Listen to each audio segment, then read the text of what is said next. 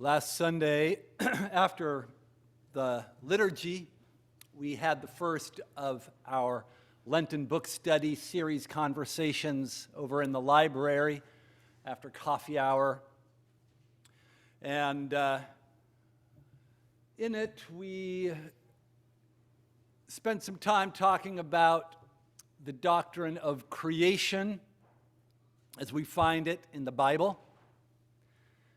And as inevitably happens when we talk about the creation story and the subsequent story from the second and third chapters of Genesis about the serpent in the garden and the tasting of the forbidden fruit, and how it was the woman who listened to the guile of the serpent and took the fruit and ate it and gave it to the man to eat.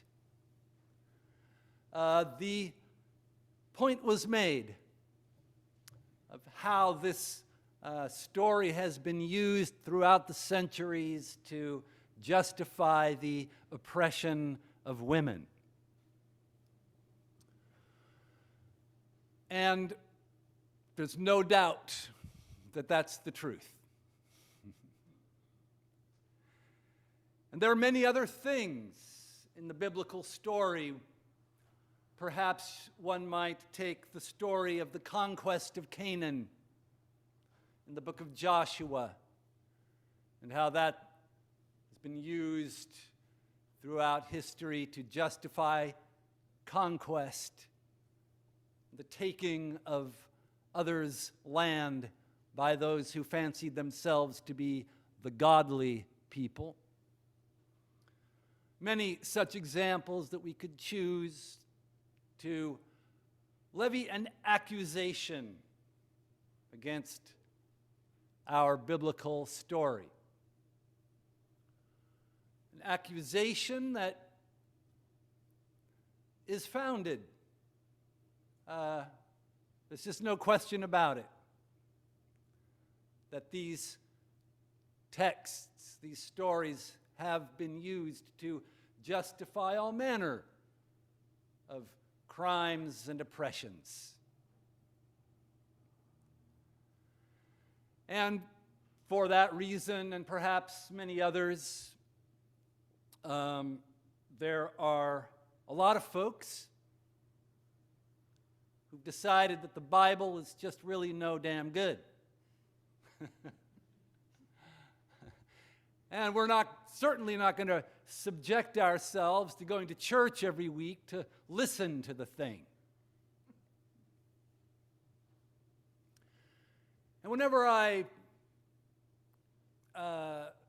get into a conversation like that, I remember a story that was told to me many years ago when I attended an academic conference at the University of San Francisco on Buddhist-Christian dialogue. And a woman who's a professor of Buddhist studies, a person of European ancestry, told about how she'd gone to a similar conference in Japan at one point in her career. And one of the participants in the conference, a Japanese woman, had accosted her after her lecture on a feminist reading of Buddhist texts. And this woman said to the professor, "I just don't see how you can do it. I don't see how you can just set aside all of the centuries of patriarchy and hierarchical oppression of the lower classes and the justifications that have been made to dispossess and oppress indigenous peoples. I just don't see how you can be a Buddhist."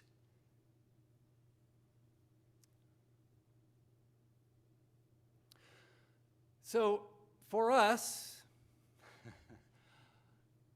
as I think the Apostle Paul would argue, if we read our epistle reading today to the Corinthians, the real question is not what scriptures you read, what story you find yourself in, but whether you use it to justify yourself, to prop up your group, or whether you use it to reflect on the ways that you and your group have yet to live up to the best of what this story calls you to be. That's really the question. And the parts of the scriptures, let's take our scriptures, that trouble us the most, that cause us to scratch our heads and say, what is that doing in there? We came here for inspiration, for encouragement, for a path that leads through wisdom and guidance and perhaps even divine instruction from our present state to something more enlightened, something freer, something kinder and more compassionate, something that works better for everyone. So why? Why these stories of judgment and condemnation and violence and all that icky stuff? Well, maybe because that's stuff that happens in the world. Maybe that's why that's in the story. Because that story has not ended. If it's a true story, we're still in it. And that kind of stuff is still going on. As any sidelong glance at the headlines of today's newspaper will clearly tell you. When some people came up to Jesus in the gospel story today from Luke, they pointed to the headlines and said, "Did you hear about the poor saps in Jerusalem who went to the temple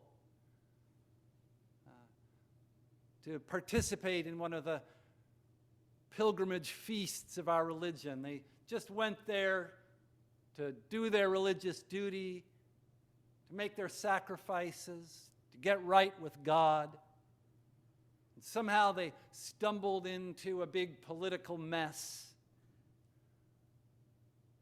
And Pilate massacred them right there in the temple, along with the animals that they'd brought to sacrifice." And the question really for Jesus, and he points this out, again, the question isn't, what did these people do wrong that we can look askance at them and justify ourselves? The question is, what are we going to do so this kind of stuff doesn't just keep happening? And how long do we really think we've got? How long are we going to wait to really get started on living differently? Because Getting massacred by a tyrant is predictable. It's really almost as random as having a tower that was poorly constructed, a piece of aging infrastructure fall down on your head. You don't maintain the infrastructure, the tower is going to fall, and innocent people are going to die. If you don't do something to make peace in the world, to bring about actual liberation, real democracy, not just for yourselves, but for the whole world, tyrants are going to keep coming to power. They're going to keep slaughtering people. And it doesn't do any good to blame God for it. It's God. It's the God of your ancestors.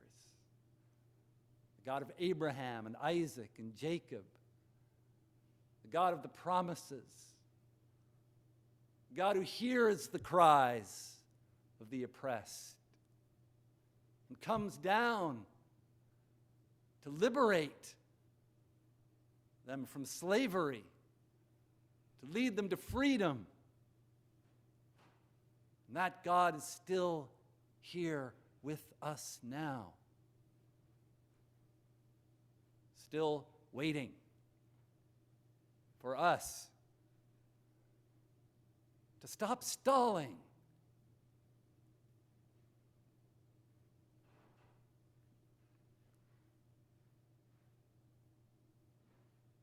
How much longer do we really think we've got? Jesus asks his audience. How much longer before we get serious about disarmament? Before we get serious about an international order based on laws, on universal principles of human rights, on diplomacy and cooperation, and holding people accountable, no matter which country they govern, for war crimes and crimes against humanity, and reparations for the victims. How long before we really get serious about producing our food in a way that doesn't degrade the productive capacities of the earth, that doesn't draw down the water table and cause the soil to erode and poison the pollinators? How long do we really think we've got?